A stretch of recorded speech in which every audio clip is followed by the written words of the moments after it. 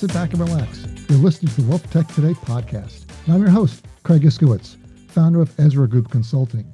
This podcast features interviews, news, and analysis on the trends and best practices all around wealth management technology. My guest today was Garrett Beam, Head of Digital Solutions for Cetera.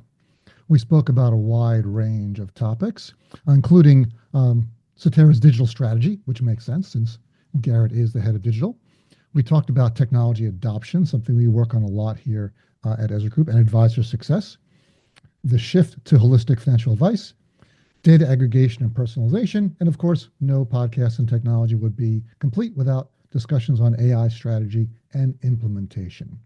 So that was certainly a fun conversation. I know you're going to get a lot out of it. And speaking of AI implementations and technology, here at Ezra Group, we work with many RIAs and broker-dealers, and I'd say AI is one of the top comments and top questions we're getting from firms we work with. And it's really critical to understand how AI fits in your overall strategy and in your tech stack. And at Ezra Group, we've seen literally hundreds of tech stacks. Let me tell you, most of them are loaded down with tech debt. Now, tech debt can act like an anchor, holding back your RIA's efficiency and ability to scale. If you want to free your firm for exponential growth, you need to run, not walk to our website, ezragroup.com, and click the golden Contact Us button on the homepage. The experienced team at Ezra Group can evaluate your current tech ecosystem, deliver targeted recommendations, including around AI, optimize your existing systems and operations, even run an RFP and help you implement new software to get your firm to the next level. Ezra Group just makes tech stacks better. You can take advantage of our free initial consultation by going to ezragroup.com. And now, a couple quick housekeeping chores. Subscribe to this podcast, yada, yada, yada. Check out our sponsor, the Invest in Others Charitable Foundation at investinothers.org. And if you are a vendor of software to the wealth management space, go to our vendor portal, ezragroup.com/register, where you can take control of your application in our database and update it with all the integration information you have. That way your wealth tech integration score, which is available on ezragroup.com, will always be up to date. Now, let's kick this thing off.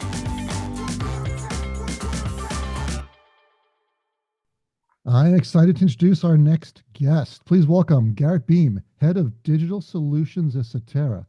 Garrett, good to talk to you, man. Great to be here with you, Craig. Really excited to be on the podcast today. All right. I'm excited for you to be here. Where are you calling in from? I am in San Diego, California. And we won't talk about anything we just talked about, the weather, how lovely it is, what a great life you have out there. We're just going to skip all that. That's right. Just skip it all and get to the meat of it. We're going to get to the meat of the interview here. So, Garrett, I'm sure everyone here knows who Cetera is. You guys are very well known in the industry. But if you could tell us a little bit, maybe a 30-second elevator pitch for Cetera and your role there. Sure.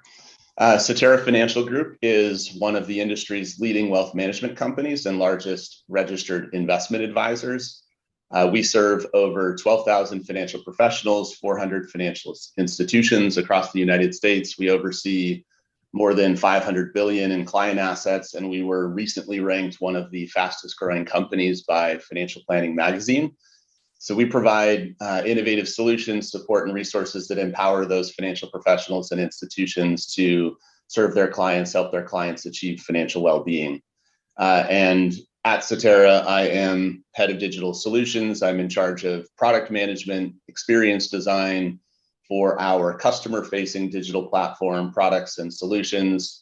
That includes proprietary capabilities we offer and the variety of third-party solutions that we integrate with or provide access to.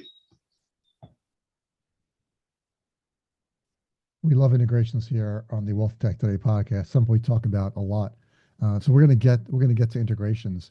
But one thing I want to start off with is there's a statistic that I've seen around many times. I don't have the exact date as to what who came up with this piece of data, but they've shown that advisory practices that are considered heavy users of technology tend to outperform their peers.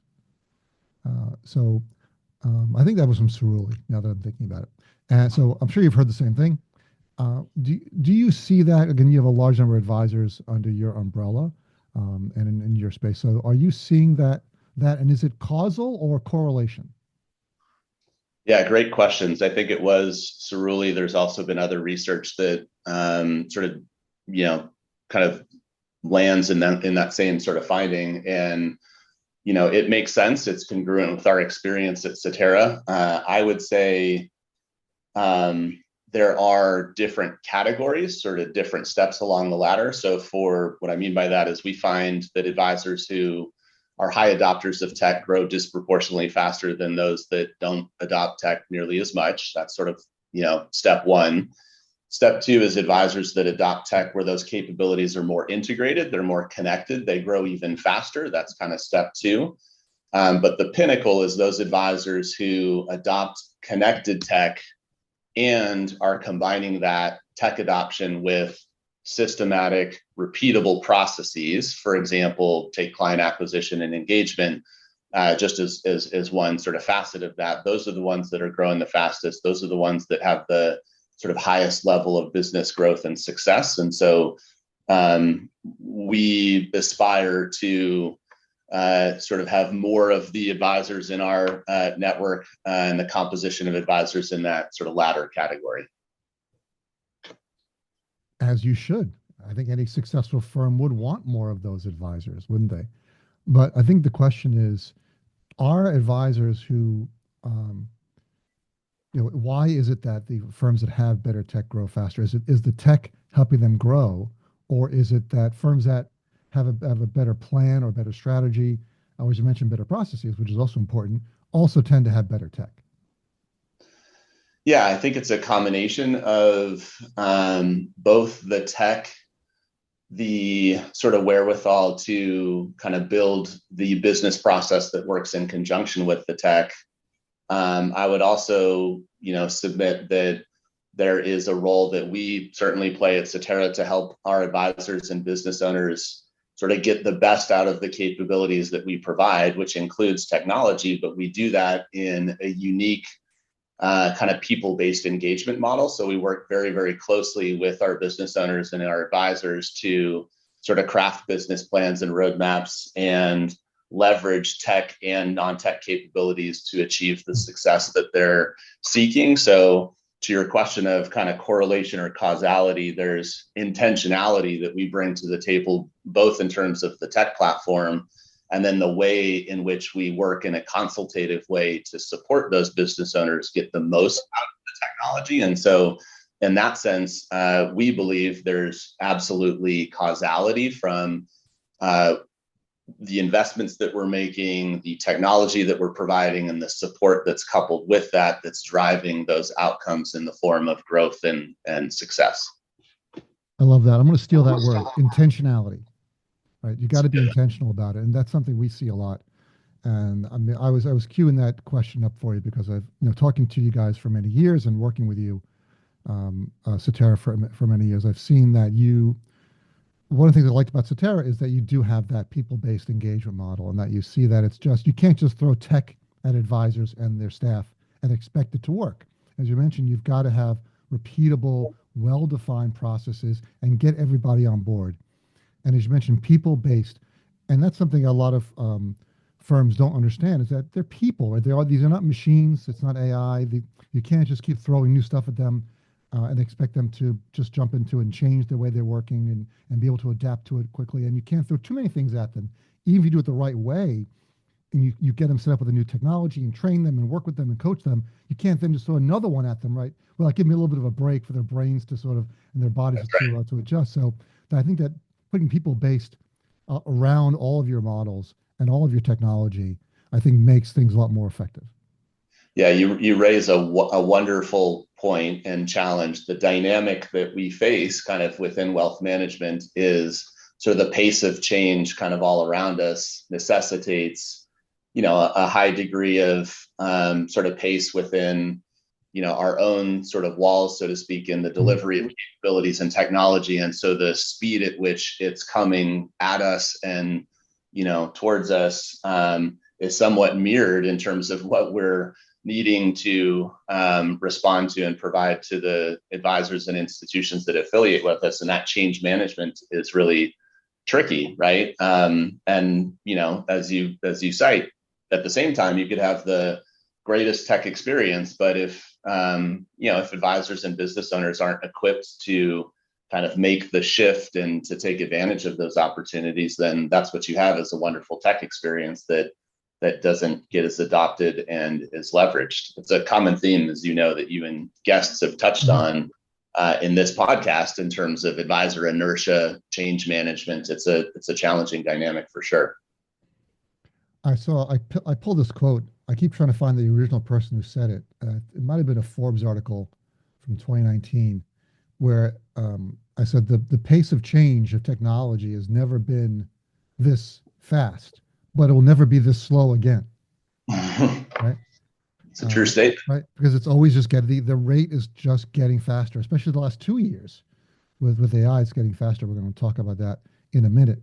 And it's difficult for people to adjust with. And this is all that we do here at Ezra Group is technology and operations and strategy, but mostly technology driven. And it's hard for us to keep up. It's all that we do. So for advisors or advisory executives, wealth management executives who have to run their businesses and technology is supportive of that, it's not the core of that, it is very difficult. But let's go on to another question, something that's also very dear to my heart when being in the industry for so long, is that I've been pushing for more holistic financial advice and moving away from investment management centric and towards holistic financial well-being, financial planning based advice. And that's just my personal holy grail. But are you seeing that from your perspective, that you see the industry moving in that direction, or is it sort of just stagnant, or they're sort of neck and neck? No, we absolutely do. It is one of our holy grails as well, so we can commiserate in that sort of endeavor.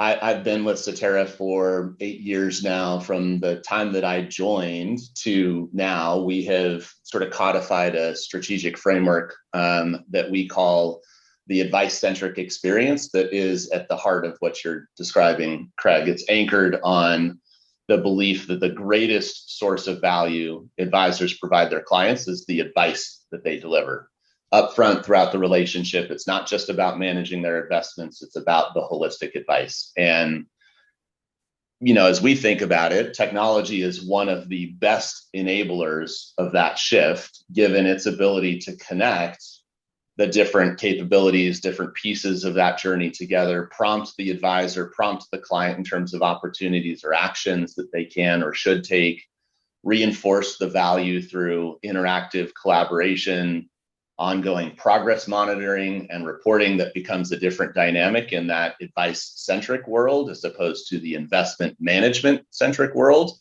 And ultimately, it's about the delivery of better outcomes. So it is at the core of Cetera's strategy and belief in terms of how we best serve the marketplace, not just comprised of advisors, but of end consumers and investors like you and me. Yeah, man, it's a tough road to hoe, I think, because I still think a large percentage of advisors still see their value added as picking stocks, building models, building portfolios. And again, we work with a wide range of firms here at Ezra Group, from firms as large as Cetera to individual RIAs, usually $1 billion and up. And there's so many that we work with that have portfolio managers on staff. They still build their own models, their investment strategies, and that's the way I can't complain. It's their business, how they want to run it. But it just seems to me that platforms that integrate planning, insurance, tax, estate into the core advisor workflow are the ones that are going to be more successful. Yeah. Agreed. So how do you see data normalization, data aggregation? Another issue that is a bit amorphous for some people to understand. What is data aggregation? What is account aggregation? And do you see that more as a barrier or an enabler to holistic financial well-being? It's both. I doubt that surprises you or any of your listeners. What I mean by that is data in this business, particularly in the independent marketplace, that needs to be aggregated across lots of different sources, it's incredibly difficult. It's even more difficult to then drive high reliability, high availability of that data to then increase the currency so that it's more timely. All of those are supreme challenges relative to data. But if you abstract that complexity that is really born out of the industry and think of it from the end client's perspective, none of that complexity, first off, makes any sense.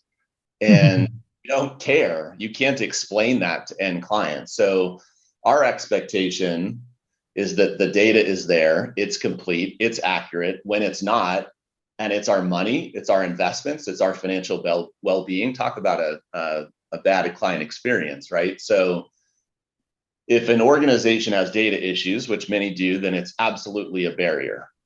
At Cetera, we see the data experience as one of the most critical parts of the client and advisor experience. And it's why we've invested heavily in third-party strategic partnerships, in people and process engineering, automation, and other areas to really curate and be vigilant about that end client and advisor data experience. In my team, we also treat data as a product. So I have leaders, product managers, product owners on my team that own the data experience that end clients and advisors have within our digital platform and solutions, much like we have product owners and managers that own account opening or our client portal or financial planning. It's that important in our view. Man, you're preaching to the choir here.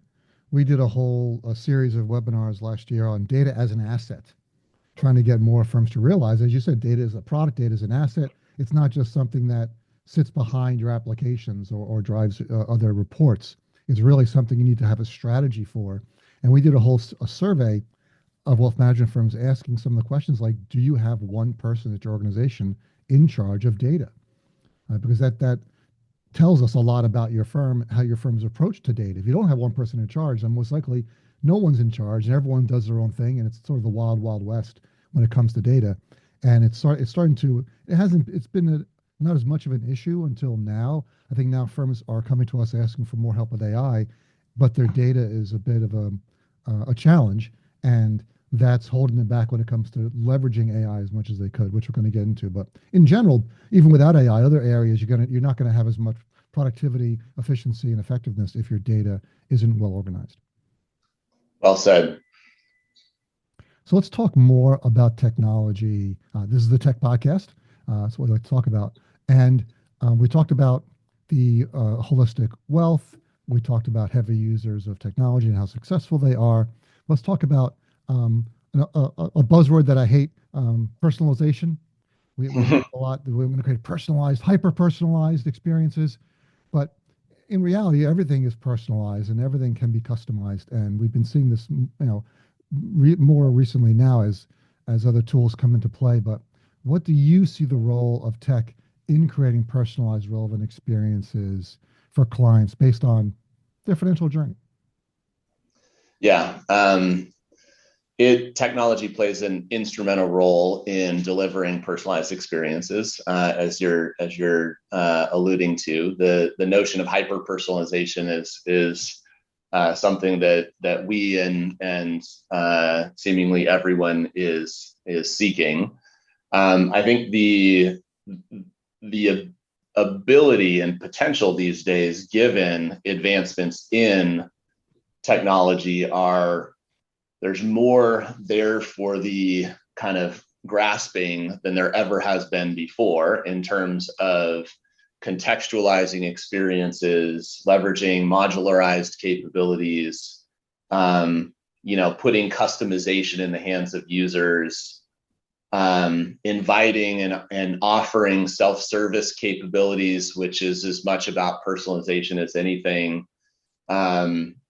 Leveraging push and pull based experiences. All of that are sort of tools in the toolkit relative to personalization.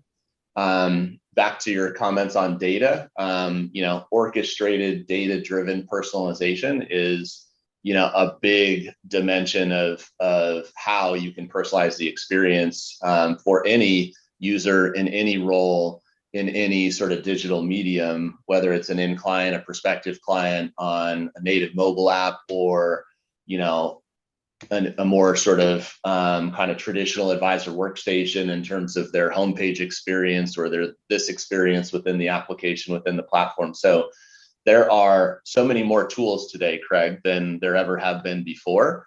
And it's really about how you leverage that toolkit in strategic and kind of systematic ways.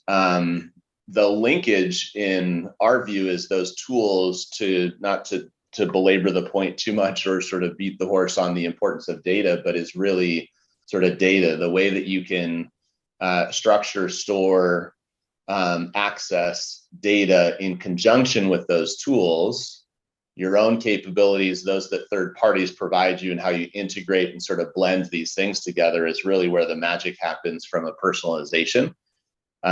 So it is one of those areas within wealth that gets a lot of attention, as it should, because of the uniqueness of end client needs, of their sort of financial journeys, and the permutations that sit, sort of in sort of the spectrum from, prospective client to longtime existing client to early accumulation to late accumulation to decumulation. There's all these, pockets of uniqueness that you need to be able to personalize, and technology can enable, that to an incredible degree. I don't think you can ever belabor the importance of data. You can't talk about it enough.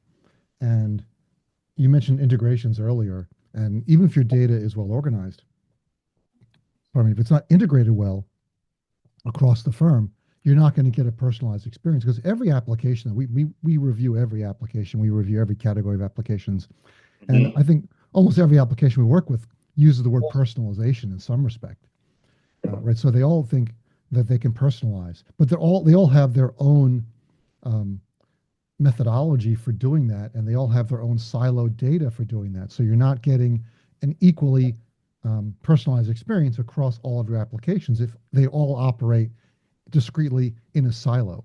So, and you can talk a little bit more about how Cetera is integrating data across the many applications that you have available in your ecosystem for advisors.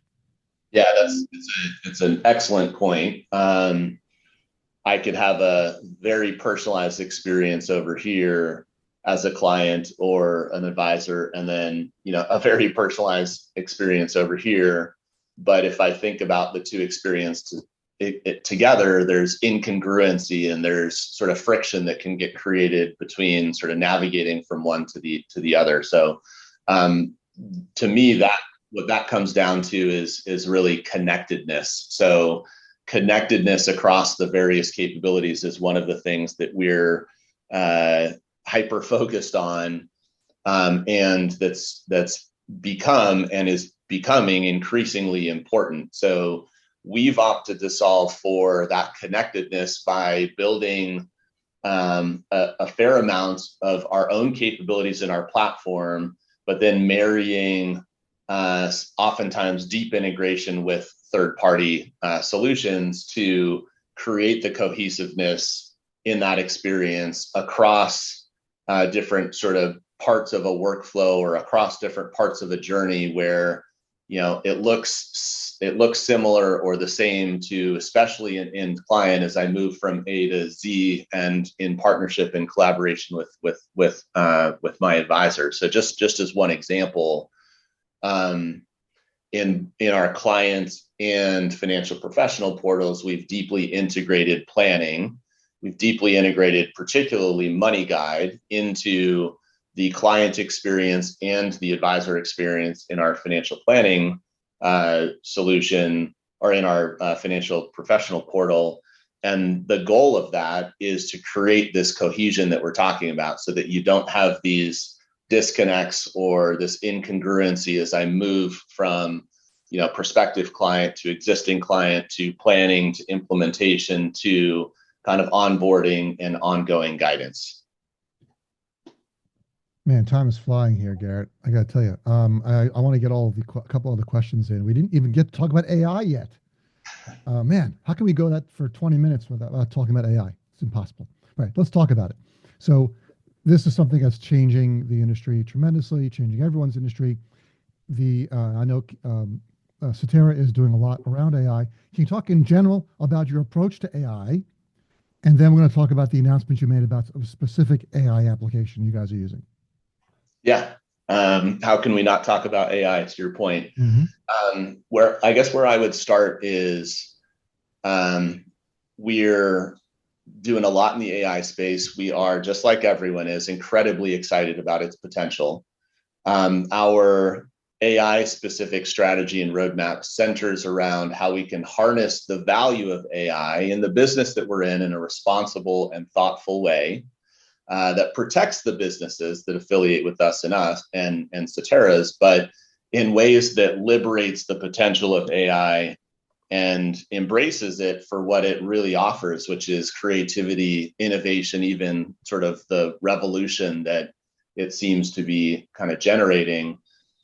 We are actively progressing by the day, week, more and more kind of value creation based use cases around AI. We have a portfolio of those use cases in various stages, either evaluating them in development or testing, in pilot or in scaled production. Covers everything from how we serve our advisors better, how we identify growth opportunities, to how we provide more meaningful, personalized search and digital content experiences for users, just to give you a few flavors. But it's also an area that really everyone, including us, has only really scratched the surface. And, we are incredibly excited about where we're at now and the outlook in terms of where Cetera is going. I like it. I wish more firms had that approach to AI and strategy. Let's talk about a recent announcement you guys made. You selected an application, an AI note taker platform called Jump, as your default tool for note taking and meetings, and that's something we track very closely here as a group. We just published our own research on the AI note taker and assistant category, which you can find on our blog at wealthtechtoday.com. But talk to me about how you made this decision. It affects a lot of advisors. It's made a lot of news in the industry. What made Jump stand out from the other 20 other AI note taker platforms, including all the generic ones like Zoom and Fireflies and Fathom? You have so many to choose from. How did you approach this process, and what pushed Jump over the edge? Yeah. So first off, we're thrilled about our partnership with Jump. They have, as you've noted, achieved incredible traction in the marketplace recently, and there's good reason for that. Their solution and sort of the suite of capabilities within the solution is what we viewed, based on our evaluation and diligence, as top notch. It received the highest scoring in the process that we bring to the table relative to any third-party solution. Is a robust one where we're evaluating those solutions in terms of their functionality, in terms of their data and information security. Jump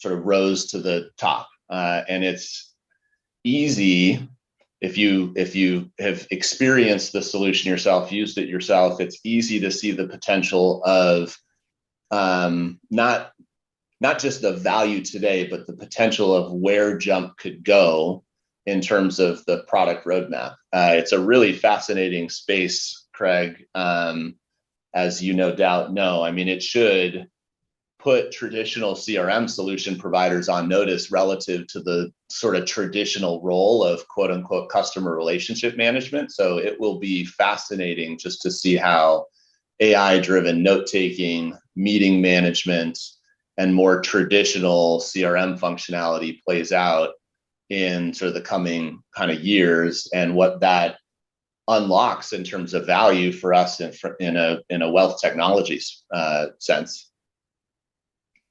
Well, we wrote in our report, and what I see is that most of the note takers are migrating very fast to become full-fledged AI data aggregators in your firm. Now they realize they can pull in data, not just your meetings and have all your tasks and all the information you've mentioned to your clients, but they can pull data from your CRM and push data to it.